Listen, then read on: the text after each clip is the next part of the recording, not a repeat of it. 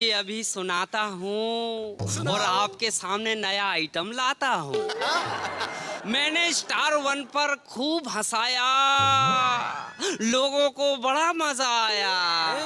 मैंने star one पर खूब हंसाया, लोगों को बड़ा मजा आया।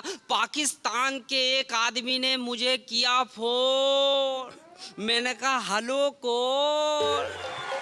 पाकिस्तान के एक आदमी ने मुझे किया फोन, मैंने कहा हेलो कौन। बोले कुरैशी जी पाकिस्तान भी आइए, हमको भी हंसाइए। मैंने कहा बेटा पाकिस्तानी, हमें भी समझ रहे हो लाल कृष्ण आडवाणी।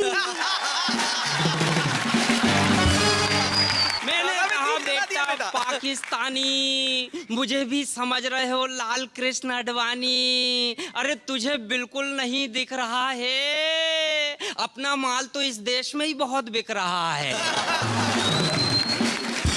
और देशभक्ति की दो आखिरी लाइन, बेटा सुन ले, इस देश में पैदा हुआ हूँ, इसी देश में मरूंगा। और मैं कोई झूठा नेता नहीं हूँ जो तेरे देश में जिन्ना जी की झूठी तारीफ करूंगा, जो तेरे देश में जिन्ना जी की झूठी तारीफ करूंगा। एक गधे वाला गधे का कमाल दिखा रहा था और जोर जोर से चिल्ला रहा था, मेरे गधे का जो सर नई में हिलाएगा वो 5,000 इनाम पाएगा। दिन भर लोगों ने कोशिश की, किसी से वो गधा हिला नहीं, टस से मस नहीं हुआ, ऐसे ही खड़ा। भीड़ में से मैं निकला, मैंने कहा कोशिश करूं। बोले पहले एंट्री फीस। मैंने कहा कितनी देना है? बोले 10 का नोट। मैंने 10 रुपए दिया। गधे के कान में एक डायलॉग बोला, गधे ने टन टना के सर हिला दिया। गधे वाला पकड़ के मुझे पीछे ले गया, बोले 5 की जगह 6 लीजिए, मगर बताइए आपने गधे से क्या कहा? मैंने कहा कहना क्या था, मैंने बस उससे इतना कहा कवि हूं सुनाऊं क्या। गधा नहीं बोला। 2 आदमी भाग रहे, पीछे वाला बोला पकड़ो पकड़ो पकड़ो पकड़ो। लोगों ने आगे वाले को जाने दिया, पीछे वाले को पकड़ा। बोले क्यों चिल्लाता है? बोले उसको पकड़ना तो था। बोले तेरा जेब काटा? बोले नहीं। तुझे मारा? बोले नहीं। तुझे गाली दिया? बोले नहीं। फिर बोले क्यों चिल्लाता है? बोले पकड़ना तो था। बोले क्या किया? बोले वो भी कवि, मैं भी कवि, पिछले चौक में मिल गया, कहने लगा एक एक कविता की हो जाए, अपनी सुना दिया, मेरा नंबर आया तो वो भाग रहा है।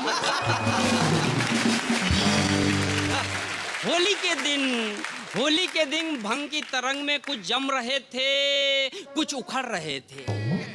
कुछ जम रहे थे, कुछ उखड़ रहे थे। कवि अपने अपने ढंग से कविताएं पढ़ रहे थे। कुछ जम रहे थे, कुछ उखड़ रहे थे। कवि अपने अपने ढंग से कविताएं पढ़ रहे थे। श्रोताओं को रस्सी से बांधा गया था और एक कवि को उल्टा मंच पर टांगा गया था। श्रोताओं को रस्सी से बांधा गया था, एक कवि को मंच पर उल्टा टांगा गया था। मैंने मंच संचालक से बोला क्या है इस बेचारे का दोष? मंच संचालक बोला खामोश, पिछले वर्ष भी ये आया था, अपनी घटिया कविताएं सुनाया था। और जैसे ही मैंने धांसू कविता की पहली लाइन दागा था, सबसे पहले उठकर यही तो भागा था। जैसे ही अपनी धांसू कविता की पहली लाइन दागा था, सबसे पहले उठकर यही तो भागा था। फिर मंच संचालक ने लटके हुए कवि को स्कूल के घंटे की तरह हिलाया और बोला माना कि तुझ में है बड़े बड़े गुण, लेकिन तुझसे अच्छी है मेरे गीतों की धुन। मैंने तो तुझे सुन लिया, अब तू भी तो मुझे सुन।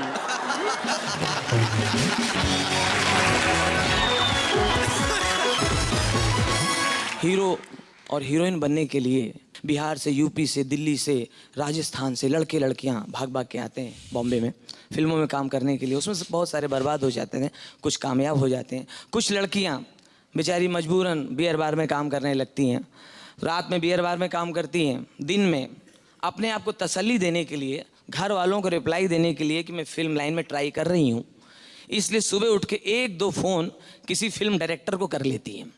रात में बार, दिन में डायरेक्टर को फ़ोन, अब देखिए मैं पब्लिक बूथ पे खड़ा हूँ कॉइन लिए हुए, लोकल कॉल से फ़ोन कर रहा हूँ, वो वेट कर रही है, मैंने देखा नहीं कि वो पीछे आके खड़ी हो गई, मैं लगा रहा हूँ, वो पीछे से अरे वाह मैं करूँ क्या? छी बाबा इसका लगता भी तो भी छोड़ता नहीं है। लगता है छोड़ता नहीं। अरे वाह मैं करूँ क्या? मैं करूँ? छी भाई मेरा डायरेक्टर है, वो निकलेगा, वो निकलते हैं। ये तेरा हो गया कि मैं करूँ क्या? हमने कहा अच्छा आप कर लीजिए। हेलो हेलो हेलो हेलो बराबर नहीं क्या फोन? हेलो डब्बा यहाँ पर। हेलो हेलो अरे ऐसा कैसे कैसे रखते तुम? हेलो हेलो हेलो पीछे हाथ भी रख ले। हेलो हाँ कभी कौन किसको? नाटक मत करो।